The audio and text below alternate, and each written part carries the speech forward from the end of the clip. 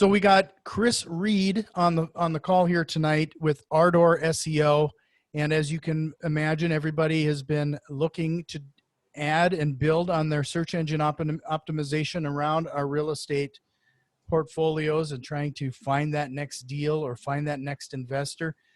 And Kris and his team are experts in this. And I really appreciate your time, Kris. And before we kick things off, I really want to make sure everybody has your contact information. So if they search for Ardor SEO, they're going to easily find you, right? Sure. Xin chào, Jack. So coming to you from Saigon in Vietnam. But yeah, if anyone's looking for me, you can just Google the coolest guy in SEO and you'll see me everywhere. So I'm not hard to find. So let's, if you don't mind, if we can start at the very beginning, because I know we have a lot of first-time listeners. And some of the questions that I typically get the most is, where should they spend their marketing money? And frankly, online seems to be a hotter and hotter thing, especially in doing it correctly. So let's start things off with defining what search engine optimization actually is. Yeah, sure. Most people waste so much money on marketing because they don't have a plan. You know, like there's what's his name? John Wanamaker, that really old marketing dude.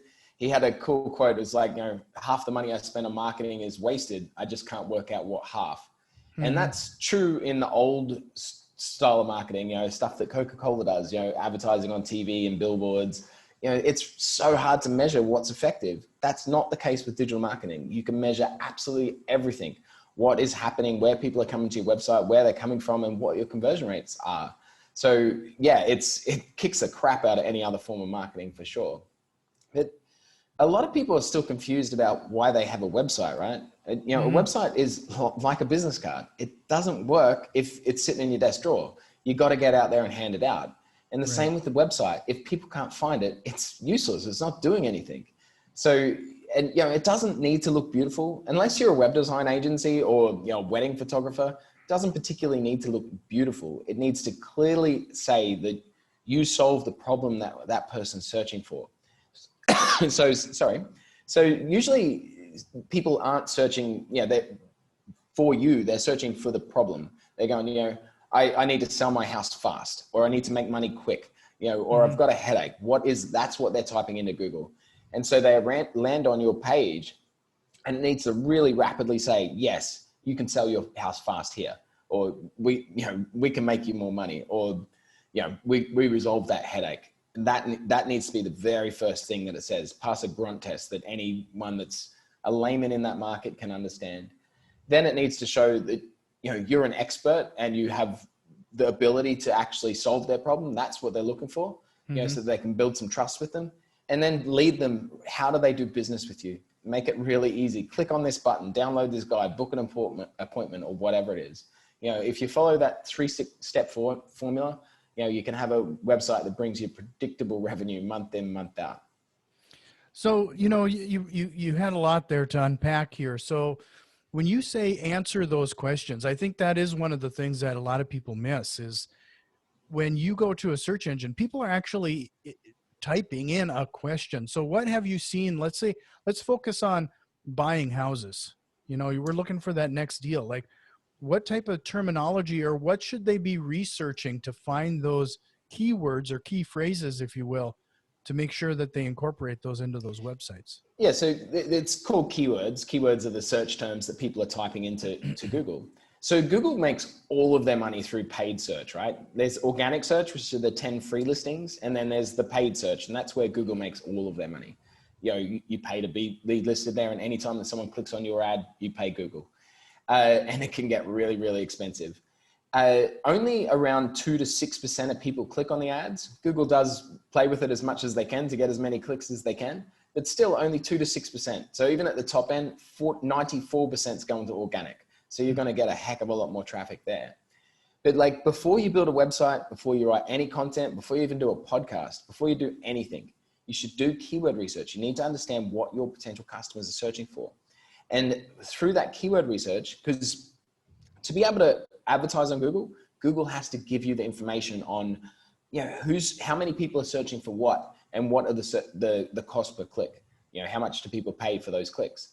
Because generally something that's, you know, $20 per click is going to convert better than something that's 20 cents per click. So, you know, but it's also going to be more competitive too. So you have to like, you know, to pick something that's reasonable.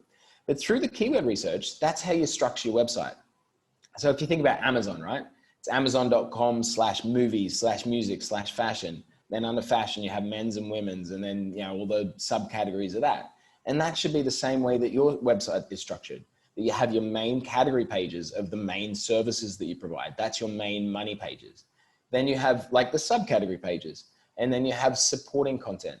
So like if you're looking to buy houses from people that are selling, say, distressed properties, you know, look for keywords that are like, you know, how to sell my house fast, city name, you know, like generally not buy, because people aren't searching how to buy a house fast, or, you know, they're like, so you don't want to say on your website, we buy houses, you know, no, how to sell your house fast. That's what we do. We help you with selling your house, you know? And so like, you can have that as your main money page, and then your supporting content, you'll have things like, well, how to increase the value of my house, how to sell my house faster, you know, how to get the best value for my house fast, things like that. A good idea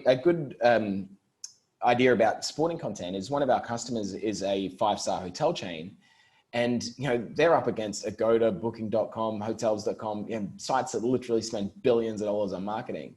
And one of their main keywords is Hotel Sydney. And you don't want to go toe to toe with these guys. And so we did a content plan about best beaches in Sydney, best parks in Sydney, best walks in Sydney, which are anything that someone that's going on a holiday to Sydney is searching for. And so it drives traffic in that way, and you funnel them through to your main money page, the booking page. But the main relevance, the main purpose of that content is that you're building up your overall relevancy around hotels in Sydney. So like, you can't just keep writing content, sell my house, how to sell houses fast. You know, you need to add lots of other content that's around that. So Google sees you as an absolute expert in that industry. And so let's talk about the website development there, and that content that you're talking about.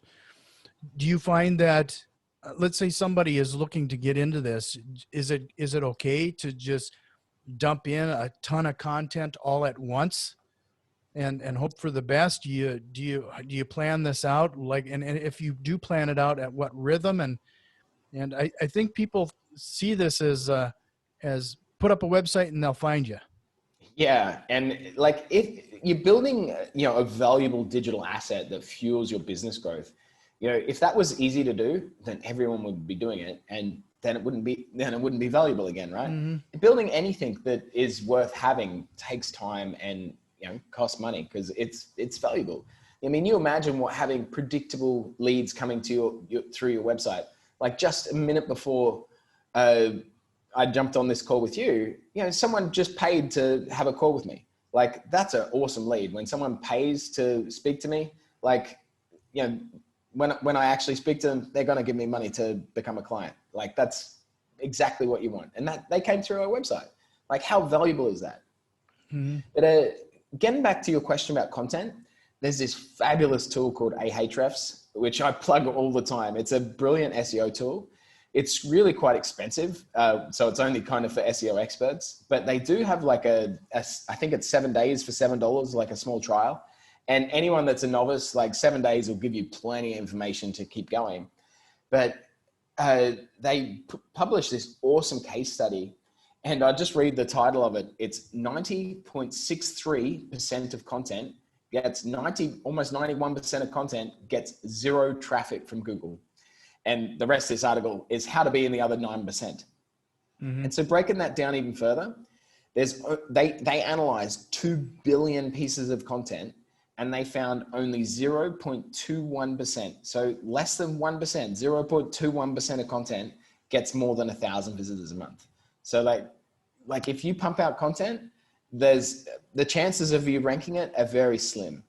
The article is, you know, super long and super detailed.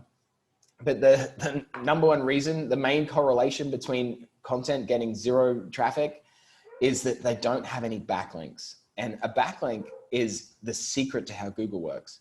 So you might remember back in the 90s, there were all sorts of search engines, you know, Yahoo, Alta Vista, and Excite, and they were all crap. They were based on content. Like if you wrote Sell My House Fast, the most time on your website, you'd rank number one for Sell My House Fast. Right. Larry Page, the co-founder of Google, he was at university at the time and went, that's crap. He made the correlation between like people that do a PhD, their thesis, if everyone else references their thesis, then those guys are clearly an authority and their thesis is really good. And so figured, well, it must be the same with websites. If you've got a website and everyone's linking to your website, referencing your website, having a backlink back to your website, then you must be really good and you should rank well. And he developed the PageRank algorithm and it worked really well. And Google destroyed all of the other search engines. And so it's still the same thing today. Like if you don't have other people linking to your website, then you're not going to rank, because Google can't, like anyone can write any crap they want on the internet, right? And how does Google know whether it's true or not? They have no idea. They have to trust what other people are saying, and they do that by who's linking to you. So yeah, content's great. You need to know what your people are searching for so you know what content to write. But unless you got backlinks, it ain't going to rank. So, well, before we get into how you developing those backlinks, I want to remind everybody that I know we're kind of covering a lot of ground, but I understand that you have a lot of this, some of this material that we're covering. In lieu of show notes, you might want to head over to that ARDORSEO.com, ardor.seo.com, and look you up and make sure that they can find you and get this information directly from you, because there's a lot of valuable content on your website, and I really want to call that out and have people head over there. So you talk about these backlinks, and how do, you know, it almost sounds daunting, like, you know, building a network locally. Like how do you build this network or build these backlinks, as you're referring to, and find those people willing to link to you to establish that credibility? Yeah, so I think it was Warren Buffett that made the term, like, it takes a lifetime to build a reputation, minutes to destroy it. And that's the same with building a website, right? It's never finished. Your website's never done. You're continually adding to it and building. It's the lifeblood of your business. It's what generates you all your leads and all your customer growth. So like, you want to continue doing it, and you need to continually build your reputation and build great backlinks. You know, we work a lot in the real estate market. It's a fabulous market. And I tell you, like, ever since this pandemic crap, like, digital marketing is amazing. Like, everyone is moving online. Like, we have never been busier. I'm sad that other people are hurting, but yeah, it's good for our business. But like, we work a lot in real estate. And so I go on a lot of real estate podcasts because, one, I'm getting my message in front of our potential customers, which is great for that. But it also gets us perfect backlinks, you know, because I get a backlink from your website, which is just about exactly what, you know, we want that from. Because Google looks at the content on your website, but it looks at the content that's on the website that's linking to you as well. It's a massive network that it's looking at. It's not looking at anything in isolation. And so that your website is about the topics that we want to rank for, that backlink comes and works really well for us. So to put it in terms for realtors, like, you know, one of our realtors is Avery Carl, one of the, she was in the top 1,000 realtors in the US, in the top 10% of that. She's really kicking ass. And she sells investment properties in the Smoky Mountains in Tennessee. And not only does she sell them, she then looks after them for people, so she gets paid twice, which seems like a pretty damn good business model to me. But because she looks after so many properties, she works with, you know, landscapers and plumbers and electricians to like service all these properties. And all of those people are in the Smoky Mountains. And so she gets backlinks from these service providers that work with her. Even though their websites aren't super powerful and really big, they're really niche relevant because they are in the Smoky Mountains, and who knows more about the Smoky Mountains than people that live and work in the Smoky Mountains, right? And so that's the thing with realtors, because they're generally looking for, geographically targeted keywords. If you can get backlinks from other people in your local network, like that will help you rank for localized keywords so well. And localized keywords, anything where you put like a city name or even a smaller town, like they're so easy to rank. Like sell my house across the US, it's a super valuable keyword. So that's hard to rank for. But sell my house fast in city name or town name or suburb name, that's going to get easier and easier. The search volume's less, but the content you write is also more relevant. Like the more you can niche down, the better your content converts. Like if you think about, a keyword like smartphone, if someone was searching smartphone, what the hell are they looking for? Like it's got massive search volume, but what's the intent on that? Where like iPhone is certainly better. How to buy a secondhand iPhone 4 on the south side of town. Like that, the search volume for that is going to be tiny, but if that's what you do, like it's going to convert like crazy, Sure. So, can we change course just slightly? Because I've always been curious about how to marry your website and the content that you have there with, like I know, for example, YouTube is the second largest search engine on the internet right now. How do you marry some and adopt some of that content and bring it into your site and take advantage of that content for search engine optimization? Yeah, so I mean, YouTube is massive and Google loves ranking YouTube wherever it can. So like, especially for any local keywords, like sell my house in a little town name, like you can rank a YouTube video for that as well. Chances are someone's not going to go to YouTube to search for that. It's not a kind of term that someone's searching for on YouTube. But if you make a video, you can rank both your website and the video. And the video can just be about whatever article you had, like you've got the article on your website of, here's how to sell your house fast in Miami or whatever it is. And, and then how people get in contact with you. You can just make a video about the exact same thing. You're just talking to your camera and go, hey, you want to sell your house fast in Miami? Here's all the different properties we've sold lately, get in contact with me, boom, a small little video that gets your keywords and your content in there as well. You can then embed it onto your website. So not only will that help your page rank organically in Google because the content is more relevant. You've got the text. Google can understand what videos are about. That's how it ranks them in YouTube.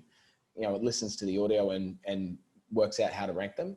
But if you do it right, you can then have two properties because there's 10 search results in the front page of Google, and they certainly do not get even amounts of traffic. If you're down the bottom between position 6 and 10. You get around 3 to 4% of the clicks. So not that many. If you're up at number 1, you get over 30% of the clicks. So the difference between number 10 and number 1 is 10 times the amount of traffic. Like that's a crazy increase, And if you've got a YouTube video in the top 10 as well, now you get some of those clicks. And another thing to think is there's only so much demand in a market, right? And someone's either finding you or they're finding your competition. Someone's searching, sell my house fast. They want to sell their house fast. They're going to click on someone and sell their house fast. And so if you're taking up 2 of those spots, well, chances are that, you've got twice as many chances they're going to go to you. Sure. Well, how about some of the other social media sites, like Facebook and Twitter and Instagram? I mean, it's almost overwhelming how many of the social marketing is such for sure. So social media, like I just wouldn't get wouldn't go down that rabbit hole. Like, is that where someone's going to sell their house fast? Do they go to Facebook and search sell my house fast? Not likely. And a really good example is on the weekend, I was sitting at a cafe reading a book and then started playing around with Facebook. And I saw this really nice ad about copywriting. I love writing copy and sales and marketing. It was nice. I clicked on it, saw his sales funnel. It was really good. And I thought, yeah, it was $37. Sure, I'll buy it. I didn't have my credit card with me. I couldn't put my details into it. Then I totally forgot about it. It's been, I don't know, what day is it now? Wednesday. And I still haven't bought it because I don't even remember what it was. So It's like, not only did he have to pay for that click that I clicked on his ad, I didn't buy it, not because I didn't want to, just because I didn't have my credit card with me. So like, you got to think about intent. If someone's their phone playing around with Facebook, it's interrupt marketing. If you're using an ad, because you're interrupting them when they want to be doing something else. But even if they see you organically, can they actually buy right now? Where Google, someone's sitting at their computer searching, or they're at least in the right context. You're not Googling sell my house fast when you're not able to actually carry through on that. You're probably at your computer and ready to call someone. So like the buyer intent is just so much higher with Google, because they're actively seeking you out. So the leads are just way better. Like, yeah, they're obviously, you can get a lot out of YouTube and Facebook, or all those companies wouldn't be worth so much. In fact, YouTube actually loses money and loses a lot of money every year. If Google search didn't support it, then it would be broke. So, and I don't know the ins and outs of Facebook that much, but there is just so much in search that it can explode your business beyond your wildest dreams that you don't even need to ever think about them. Right. No, that's really interesting, especially when we're talking about all of the, like I said, there's just so many social media networks and everything right now. You don't know where you really should put your time. But you're absolutely right. The leads that we receive, they're always better through our website. And because those people are actively searching, compared to the yellow letters we send out, we get a lot of people who are just calling in, kicking the tires, just to see what we're about, or telling us to take us off their take themselves off the mailing list. But that search, that activity that they're going through to find you, does vet out quite a few people. And another thing to think about with social too, is it's so easy for people to get distracted. Even if you get someone to watch your video on YouTube, YouTube's offering them so many other videos to watch. Have a look at this fun cat video. They can really easily click on something else and disappear and totally forget about you. Same with Facebook. There's always more distractions, where if someone's actively searched you out and they go to your website, you've kind of got a captive audience. There's no one else's ads, no one else's things popping up. Your chance of converting that person into a customer is so much higher. Sure. That does lead me to, we've been told for quite a while that it takes X number of touches for a person to take some kind of action. Like, can you talk a little bit about how steps in which you could maybe build on things? Yeah. Like when I send out my yellow letters now, for example, I'm directing them as much to my website as I am to getting them to call in. I mean, I want them, it's that multiple touch, right? Yeah. So we work with a lot of real estate syndication companies. And so, they're usually, the average investment's like $50,000. And it's like, no one's going to click on your ad on Facebook and give you 50K, and no one's going to search your website and hit buy now and give you 50K. It just doesn't work like that. People don't trust you enough. And so you're crazy if you have like a buy now button and do that. So what you want to have is a lead magnet and like a transitional call to action as well. So your lead magnet is generally like, one of the terms that we rank those sort of companies for is like how to invest 50K. It's a fabulous keyword, because that person is exactly your target market, right? Right. And so they search that and go, here's the best way to invest 50K. You got this option, this option, this option. Ours is the best, obviously. And then you can give them a guide. Like, here's the biggest mistakes people make with investing 50K. Download this guide. They give you your email address and they get the guide. The guide has to be quality. If you give people crap, then you're going to turn them off straight away. But if you give someone, like, everyone has perceived value for their email address, whether they value it at $5 or $500, whatever, the perceived value of the content that you give them needs to be higher than that. And if it is, then they like you now. And that's when you start with an indoctrination campaign. Indoctrination campaign usually tells them about how great you are. Like, I've been on a lot of podcasts, some with really big names like Mike Michalowicz. We work with like Entrepreneurs on Fire, John Lee Domas. And, I show them stuff like that. If they're in the real estate niche, then we show them, hey, check out these people that we're with. Here's Avery Carr, one of the best realtors in the company. You want to grow like her? This is how we did it. You know, and you show them that you can solve their problem. Keep telling them more about their problem. Like the thing with SEO is most people just don't understand it, because if you did, you'd already be doing it. You know, it's no better investment you're ever going to get on your business. And so, you know, a lot of what we have to do is education. You know, how many leads are you getting from your website? Well, how many do you want? You know, you can do that, right? And that sort of messaging. But like, then you move along to like, you know, let's book in a call or whatever your sales funnel is. But you know, a really good analogy is like dating, right? You know, if you meet a girl on the street, you're not going to go, hey, you want to get married?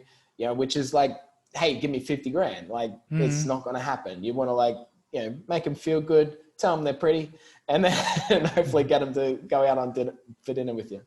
Right. So, you know, like I said before, you know, there is a lot to this, and that whether it's science or an art around SEO. And so a lot of people, you know, especially when you're getting into real estate investing, you got to start to analyze like, okay, what your individual skill set is. And, you know, like my skill set is likely better spent talking to motivated sellers, answering those phone calls, doing that type of activity versus spending all this time developing this content, researching search engine optimization. And that's where I'm going to ask next, like if somebody was interested in hiring a marketing agency to do this type of work, what kind of questions should they be asking? Yeah. I mean, there's a fabulous book by one of my favorite authors, Mike Michalowicz. His two books that I highly recommend to every business owner is Profit First, How to Make a Business That's Profitable, and Clockwork, How to Build a Business That Doesn't Revolve Around You. Like the whole concept of Clockwork is go on a 4-week vacation. Your business should grow without you. And man, you get those two right and business is a dream.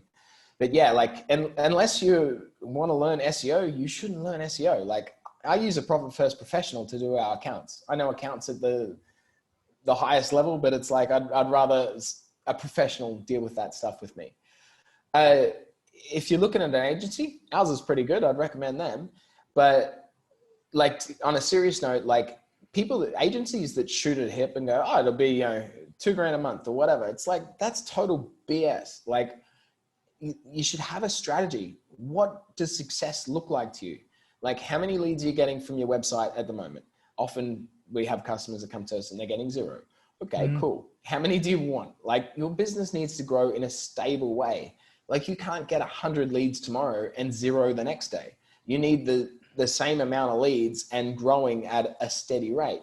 Because like if you know, generally if you get more leads, you have to bring on more staff. And then you need to be able to pay for those staff. So generally we look at how many leads you're getting now, where do you want to be in 12 months? And you know, what sort of growth arc do you want? You know, because with digital marketing, you can predict a lot of it. It's a science, right? You know how many people are searching for something. You know what the conversion rate on your website is. If your website doesn't get enough traffic that you don't know the conversion rate, well, we can still estimate from industry standards. We go, well, this is about how much traffic you need. These are the keywords that you need to rank for. This is what we do to get you there. You know, it's pretty much a science. You know, you work backwards from where you want to be. But understanding where you want to be is the most important part. Sure. So yeah, you've brought up Mike Michalowicz a couple times, so I have to call it out. If people really want to, if people want to check out Mike Michalowicz, we had him on episode 73. So head over to howstudespodcast.com and check that podcast out. It was a great chat with him. In fact, I got to touch back up with Mike again and get him back on. Since then, he's put out another book or two. I'm just sure. fix this next. I'm just going through it at the moment. It's a really nice book. Yeah, and like some of those books are fantastic. I mean, they've been game changers. So like Kelsey, his executive assistant, like he mentions it in the book that she's now like the president of his company and he's the spokesman. You know, and a lot of Fix This Next talks about how to analyze the issues in your problems. And, you know, I can see that, you know, my COO, like that's what he does is like measures our stuff because it's not what I'm good at. What I'm good at is sitting here talking to people like you know? Right. So yeah, I hate to do a roundabout, but we're having such a good conversation here. I kind of want to chat about one other thing. We have, I get a lot of people who come and ask questions about where should they spend their marketing money, and because some websites can get expensive, mailings get expensive. I mean, can we kind of close this out by giving somebody some action items on some low-hanging fruit that you think that low-cost marketing that they could possibly implement like today? Well, I'll tell you what, I'll go one better, Jack. So if people go to our website, ardourseo.com, we'll put a special landing page together /housedudes. So ardourseo.com/housedudes. Go there and I'll personally make a video review of their market and their website. So I'll show you, it'll be on video, so you'll be able to see exactly how many people are searching for your products and services, how many people are searching, sell my house in your city. And I'll show you some simple things that you can change yourself on your website. How to set your title tags, descriptions, how to fix your content. So Google puts your website in front of where these people are actively looking, and you can grow your business in a predictable way. So that is an absolutely great offer. I really appreciate you throwing that out. So make sure everybody head over to ardourseo.com/housedudes and take him up on this opportunity. And I mean, just if people don't know, ardor means to do something with passion. It's an adjective that's not that common. yeah, I told you that, and weirdly enough, it could be my Norwegian accent a little bit. It's hard to say. Yeah, I mean the traditional English spelling is ARDOUR. I just went with the American version, Americanized it. So I'm getting used to putting Z's where S's should be. Oh, sure. So no, I wanted to cover a few of the things that you've pointed out. I try to kind of some highlights that came out of our chat that stood out to me. First of all, organic searches get 30% of those clicks. So if you get that #1 search spot based on the organic searches, I mean, that's a huge difference. And so I didn't expect it's organic search gets 94%, 6% goes to ads, 94% goes to organic. The #1 position gets 30% of that.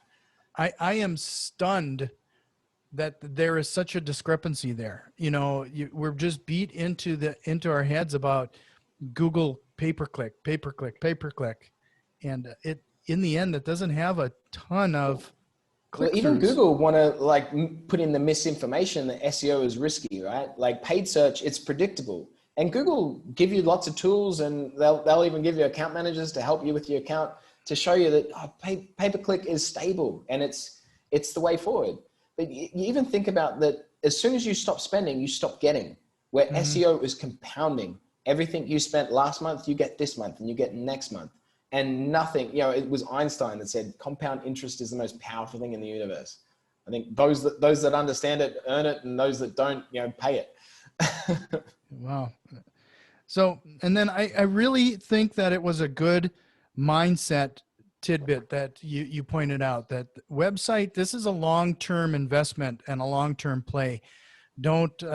And you got to put in that time and effort. And if you can't do it, make sure you hire a company or do some vetting to find somebody that can help you with it. Yeah. And it's going to fuel your business not for the next year, forever, And then this was the #1 thing that I really think that people, if they could take away one thing, is building those backlinks. It's all about that content, but I think it was really important and insightful for people to understand the importance of those backlinks and how Google uses them to do those rankings. Yeah, you're not going to rank a website without them, that's for sure. Yeah. Was there anything else you wanted to point out while we're... Not really, Jack. I mean, probably the biggest problem that we have in converting leads to customers is people realizing the dream. They go, that works for other people. But it's is it possible? They can't see their business being massive.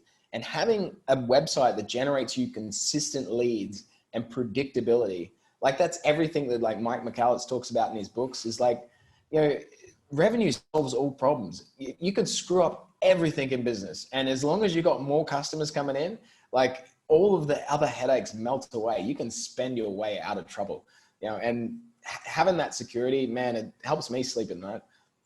Yeah. So everybody, you know, we just touched the tip of the iceberg here. So make sure you hit him up in his offer, ardorseo.com/house dudes. Take him up on that offer for some of that information. I can't thank you enough. This was a great conversation, and I hope we can do this again, maybe even on a regular basis. Sure, Jack, I'd be happy to come back. So, well, thank you, sir.